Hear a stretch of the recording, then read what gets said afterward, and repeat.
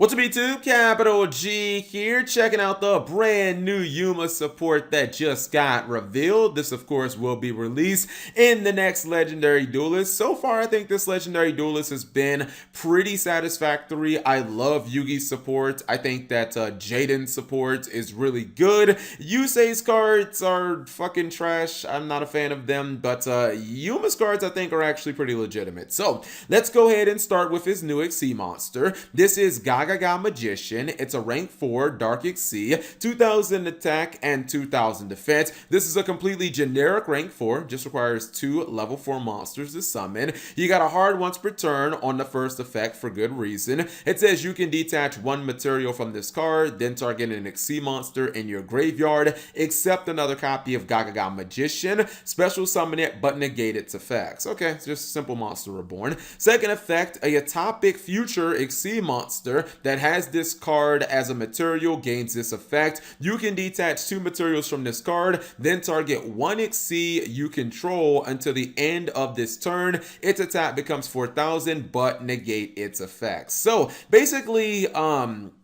this card is one that you're kind of supposed to summon after you make another XC monster. Like, what I really think Konami wants you to do here is use this card to facilitate you going into your Atopic Future monsters. And in all honesty, the Atopic Future monsters, they're not like ridiculously strong. They're really not even all that great. I think Burning Abyss used to play like Atopic Future every so often to kind of like get rid of problem cards like Dark Destroyer when they didn't really have outs to them. But I do like the fact that you can basically just kind of use the first effect, Monster Reborn one of your other rank 4s, go into one of your Atopic Future monsters, and then that monster will gain an additional attack that can make it 4000 attack. So that's actually pretty nice. Now, would I like to see a new Atopic Future monster? That'd be kind of cool, but it might be a little pointless considering that the Atopic Future monster will get its effects negated anyway, so who cares if it's really all that good? Overall, I think that this card's fine for what it does. You know, it's basically supposed to be a way of making the Atopic Future monsters a little better. Yuma's next card is a level 4 monster. This is Dododogogoglove, and I just love the names on these Automatopoeia cards. They feel so troll. It's a level 4, as I said earlier, Earth attribute, rock type, 0 attack, and 1800 defense. Stat line kind of being bad doesn't matter because basically with Yuma's Automatopoeia monsters, you're supposed to just use them as XC materials anyway, so their stat lines are just kind of unimportant. You have a hard once per turn on the first and second effects, but you can stack them in the same turn. First effect says during your main phase, you can special summon 1 Zubaba or Gagaga monster from your hand. Second effect, if this card is in your graveyard and you control a Gogogo or Dododo monster other than this card, the Dododo Dwarf, you can special summon this card but banish it when it leaves the field. So this is really interesting, right? Because this is Yuma's second level 4 monster in this set, and so far both of them have been ridiculously good. I think I said in my last video that in a vacuum his other level 4 was absolutely amazing. I kind of feel the same way about this card. Like, don't get it twisted, you know, the Gagaga and Dododogogo archetypes obviously are not that strong, but when you just look at this card, number 1, it special summons one of its Automatopoeia monsters from your hand. That type of effect is generally just really strong in Yu-Gi-Oh! Being able to unload your hand so that you can go into like link plays, or I guess ideally in Yuma's case like XC summons.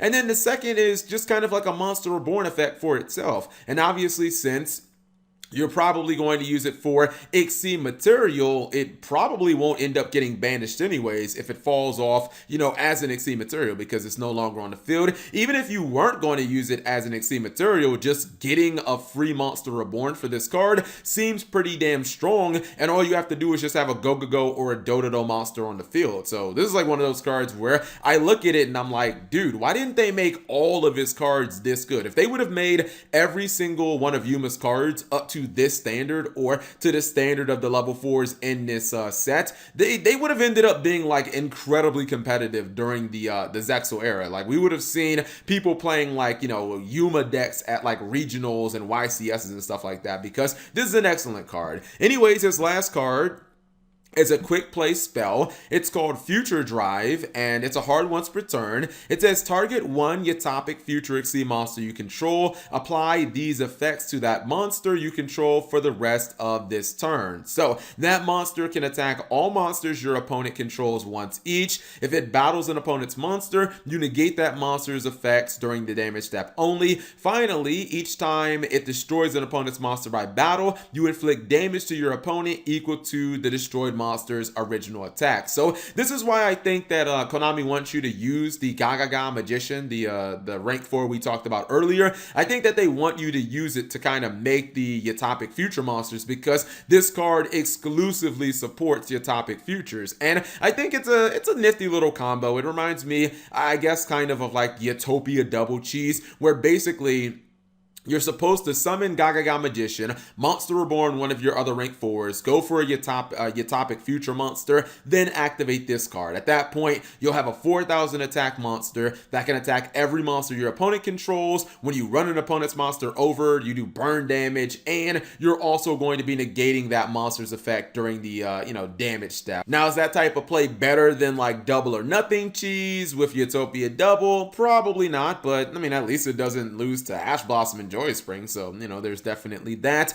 Overall, I look at this card in kind of the same way that I do things like Double or Nothing. They're basically just kind of like cheese strategies, and I'm perfectly fine with those. I feel like if you are going to play these kind of cheese cards that don't require big heavy investments, because to kind of resolve this card, all you need to do is go into your Gagaga Magician, and that's just kind of a generic rank 4. I feel like they're okay as long as they can easily win you the game. If everything kind of goes according to plan, then I'm always fine with these type of cheese cards, and I feel like this is definitely a cheese card. So whatever you guys think of Yuma's support, leave it in the comment section below. I think his support is definitely adequate. I feel like these level 4 monsters that he's getting are incredibly good, and I kind of wonder why the rest of his Automatopoeia archetypes weren't as good as these cards, but I guess they he's a main character from an anime, so maybe they didn't take him too seriously. Anyways, thank you guys for watching. As always, subscribe if you have not already, and turn on that notification bell for daily videos.